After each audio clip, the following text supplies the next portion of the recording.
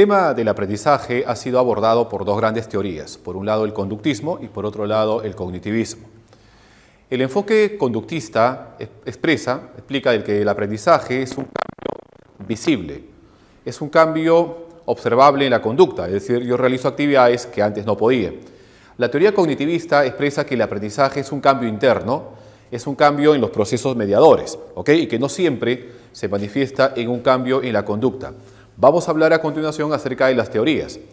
La primera teoría que trató de explicar de manera científica el proceso del aprendizaje fue justamente en Rusia, en el año 1904, con un médico fisiólogo ruso llamado Iván Petrovich Pavlov. Pavlov fue un fisiólogo que quería medir cuánta cantidad de saliva segregaban los perros al momento de comer. Realiza un experimento, un procedimiento quirúrgico, opera las glándulas salivales, digestivas de un perro, le conecta a una cánula para medir la cantidad de saliva, pero se da la sorpresa de que el animal saliva sin necesidad de haber ingerido alimento, sin necesidad de que el alimento esté en la boca. Y esto le causó extrañeza a Pavlov, porque se supone que la salivación es una respuesta refleja, debido a la estimulación de las glándulas salivales por el alimento, pero el animal no ha comido, solamente la comida y comienza a salivar. Esto le permitió a Pavlov elaborar la primera teoría científica del aprendizaje, que se conoce como la teoría del condicionamiento clásico. Clásico es obviamente la primera, también se le conoce con el nombre de respondiente. Esta teoría, como le decía, fue desarrollada por este médico y fisiólogo ruso Iván Petrovich Pavlov. Se basa en el principio de asociación o principio de apareamiento, es decir, el aprendizaje se va a producir porque un estímulo se asocia con otro estímulo y al asociarse con este estímulo, la conducta que antes no provocaba va a provocar una respuesta parecida al estímulo anterior. Por eso se define de que el condicionamiento clásico es un proceso en el cual un estímulo inicialmente neutro adquiere la propiedad de sustituir a otro estímulo en el desencadenamiento de una conducta que antes no controlaba. ¿Cómo se expresa esto? Miren, el principio en el cual se produce este proceso del aprendizaje mediante esta teoría es la teoría de la asociación de estímulos o del apareamiento. Por eso también se le conoce como la teoría de la asociación de estímulos. Veamos el esquema. El esquema es lo siguiente: estímulo neutro más estímulo incondicionado provoca una respuesta incondicionada. Voy a explicar ahora qué significa cada uno de ellos. Al asociar el estímulo neutro con el estímulo incondicionado, el estímulo neutro se convierte en estímulo condicionado. Y todo estímulo condicionado provoca una respuesta condicionada, es decir, aprendida. Profe, ¿qué cosa es estímulo neutro? El estímulo neutro es una respuesta que no provoca, es un estímulo, perdón, que no provoca ninguna respuesta importante, ninguna respuesta fisiológica, es una respuesta neutral, como orientarte, mirar de repente hacia la puerta, orientarte hacia el sonido de algo, ¿no? Ese es el estímulo neutro. Un estímulo que no provoca una respuesta importante.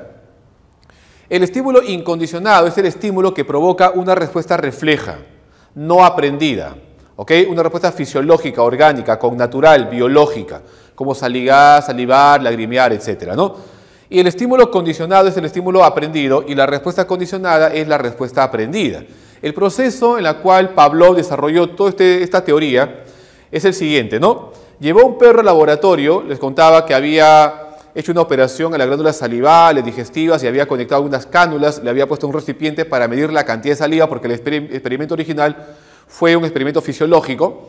Entonces hace sonar la campana y el animal se orienta hacia el sonido de la campana. Entonces llama Pavlov a la campana estímulo neutro. Y a la respuesta de mirar, orientarse hacia el sonido de la campana, lo llama respuesta de orientación. Respuesta de orientación, Entonces suena la campana y el animal voltea y se orienta hacia el sonido de la campana. Luego presenta un pedazo de carne, el animal comienza a salivar. Es decir, la simple mirada, la sola vista de la carne provoca en el animal una respuesta refleja, orgánica, fisiológica. Entonces llama a la carne estímulo incondicionado. Y a la respuesta de salivar, respuesta incondicionada, o sea, refleja, no aprendida, biológica. Y luego Pavlov dice, ¿qué sucede si yo asocio, si yo apareo? ¿Qué sucede si yo junto la campana con la carne? Entonces, hace sonar la campana y casi inmediatamente después presenta la carne y el animal comienza a salivar. Pero ojo, no saliva por la campana, sino saliva por la carne. Pero siempre que está presente la campana, está presente la carne, porque va asociado. La carne se asocia con la campana y la campana se asocia con la carne. Suena la campana, inmediatamente después presenta el pedazo de carne y el animal saliva. Pero saliva no por la campana, sino por la carne. Para que se produzca un condicionamiento, Pablo recomienda ciertos requisitos. Por ejemplo, dice que el estímulo que yo voy a condicionar, el estímulo que se tiene que aprender, debe ser lo suficientemente claro para ser percibido por el sujeto a quien voy a condicionar. ¿Ok? Segundo requisito, que el orden de presentación de los estímulos es muy importante. Primero, se debe presentar el estímulo neutro, es decir, la campana. Y luego se presenta el estímulo incondicionado, la carne. Si es al revés, no hay condicionamiento. El orden es muy importante. Pablo presenta un orden, ¿no? Primero es el estímulo neutro, luego el estímulo incondicionado. Y también el intervalo, el tiempo entre la presentación de un estímulo y el otro también debe ser muy corto, menor o igual a medio segundo. Estos son los requisitos que debe cumplir para que se dé el aprendizaje. Entonces suena la campana y casi inmediatamente después presento el pedazo de carne y el animal saliva. Después de 10 repeticiones como mínimo, pues lo recomienda Pablo, después de 10 asociaciones, el animal escucha la campana y ahora comienza a salivar. Lo que antes no producía nada, ahora sí produce salivación. Se ha producido un condicionamiento clásico. ¿Y cómo se produjo? Simplemente asociando un estímulo con otro. Es como, por ejemplo, yo salgo de un lugar y para cortar camino y llegar más rápido a mi casa me voy por esta calle. Y cuando voy por esa calle, el perro me muerde. Y cada vez que voy por esa calle, el perro me muerde hasta que finalmente aprendo a tenerle miedo a esa calle. ¿Por qué? Porque asocio la mordida del perro con la calle. ¿Qué he hecho? He asociado. Igual sucede acá, ¿no? Es decir, asocio la campana con la carne. Y siempre que está presente la campana, está presente la carne. Hasta que finalmente ahora escucho la campana, inmediatamente comienzo a salivar. Se ha producido un condicionamiento de tipo clásico. Es decir, que el aprendizaje se produjo de forma pasiva, simplemente asociando un estímulo con otro. ¿Ok? Por ejemplo, si el animal solamente saliva frente al sonido de la campana, se dice que ha aprendido por discriminación. Si solamente saliva el animal, el perro en este caso, frente al sonido de la campana, ha aprendido por discriminación. Pero si salivase frente a cualquier sonido que se le parezca a la campana, un silbido, un alarido, un pitido, etcétera, ha generalizado. ¿Ok?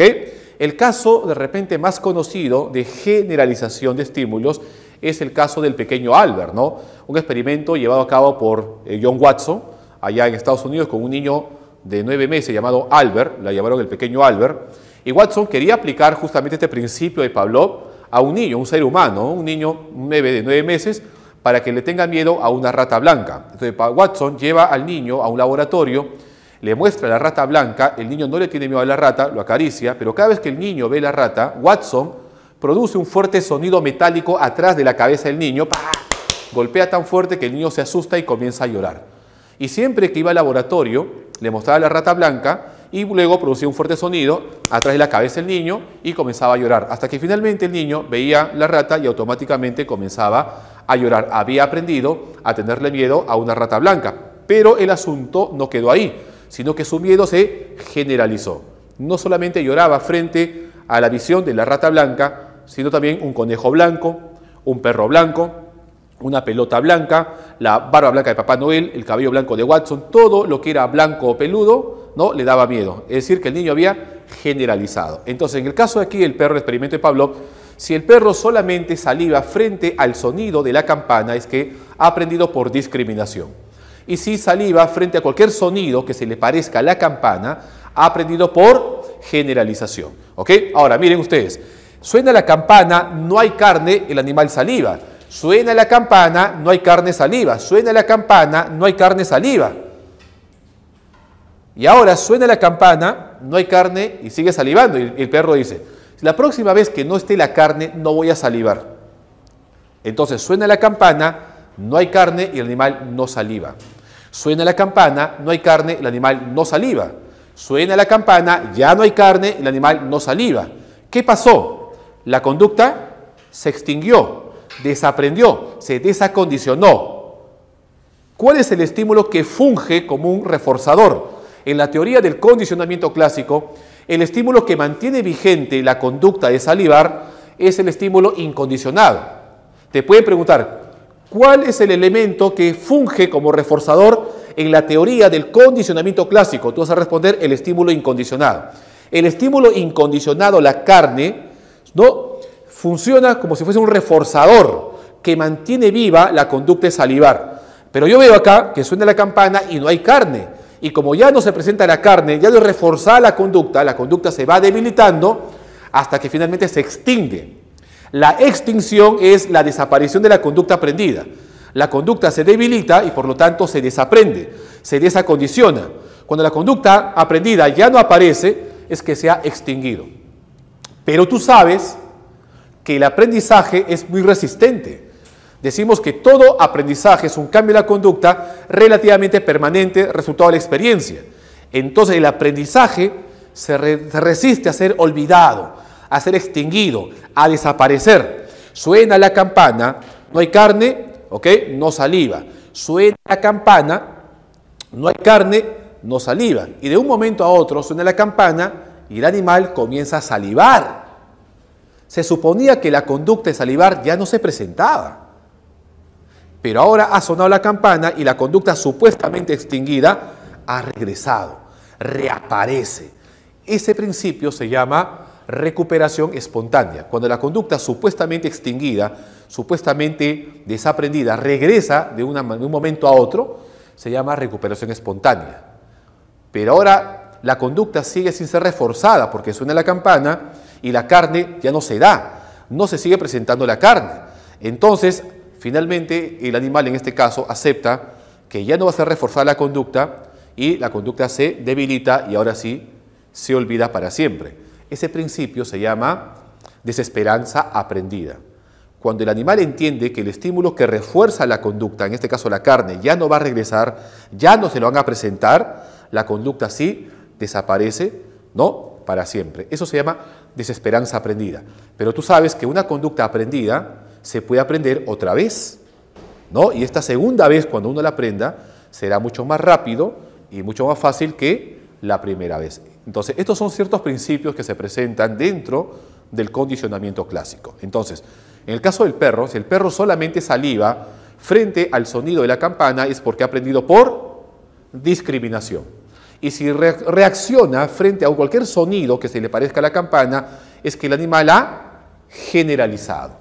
Y cuando la conducta no es reforzada porque la carne, que funge como un reforzador, no se presenta asociado al estímulo neutro de la campana, la conducta se debilita y desaparece.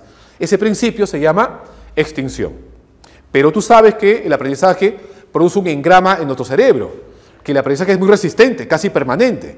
Entonces la conducta supuestamente extinguida regresa, se llama recuperación espontánea.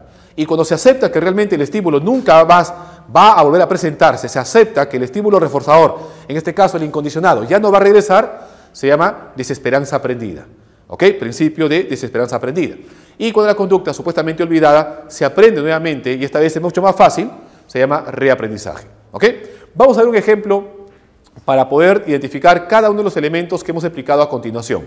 Miren, una señorita fue objeto de un robo en un centro comercial, quedando muy impactada porque perdió todas sus pertenencias.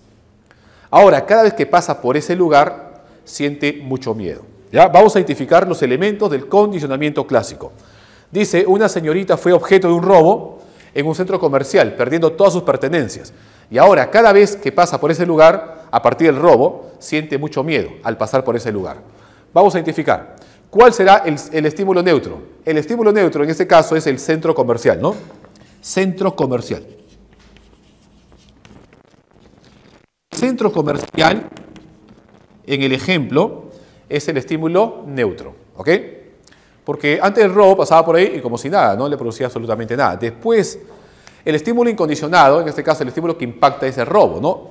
El robo, la experiencia traumática, el robo, viene a ser el estímulo incondicionado. Y cuando uno es asaltado, de repente por ahí alguien te roba, no sé, sientes mucho miedo, ¿no? Entonces el miedo es una respuesta instintiva, automática, ¿no? Vamos a llamar al robo respuesta incondicionada. Perdón, a la respuesta del miedo, ¿no? El miedo es la respuesta incondicionada, o sea, el robo es el estímulo incondicionado y el miedo que se siente, ¿no?, a partir del robo es la respuesta incondicionada. ¿Y cuál será el estímulo condicionado? Recuerda tú que el estímulo neutro es el estímulo condicionado. El estímulo neutro, al ser asociado con el estímulo incondicionado, se convierte en estímulo condicionado. ¿Cómo se definía este proceso, esta teoría? Proceso en la cual un estímulo inicialmente neutro, ¿no?, adquiere la propiedad de sustituir a otro estímulo. ¿A cuál, profe? Al incondicionado, pues. Proceso en virtud del cual un estímulo inicialmente neutro adquiere la propiedad de sustituir a otro estímulo, al incondicionado, en el desencadenamiento de una conducta que antes no controlaba. ¿De qué te das cuenta? Que el estímulo neutro es el estímulo condicionado y que la respuesta incondicionada es la respuesta condicionada. Fácil, ¿no? Entonces, camina por la calle, por el centro comercial, le roban. El centro comercial es el estímulo neutro. El asalto, el robo es el estímulo incondicionado y el miedo que se siente a partir del asalto es la respuesta incondicionada. ¿Ok? Entonces, ¿y cuál será el estímulo condicionado? El estímulo condicionado ahora es el centro comercial.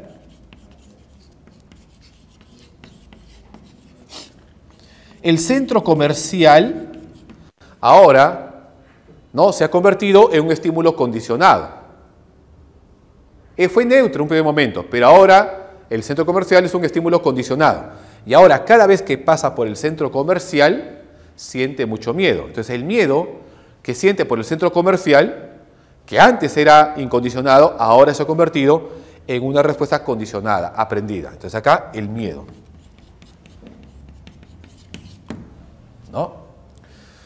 Entonces vemos aquí, obviamente, que el estímulo neutro fue el centro comercial, que ahora ha adquirido la propiedad de sustituir al estímulo incondicionado. Entonces la persona en este caso sentía miedo por el robo, pero ahora siente miedo por el centro comercial. Se ha producido un aprendizaje, ¿no?, por condicionamiento clásico.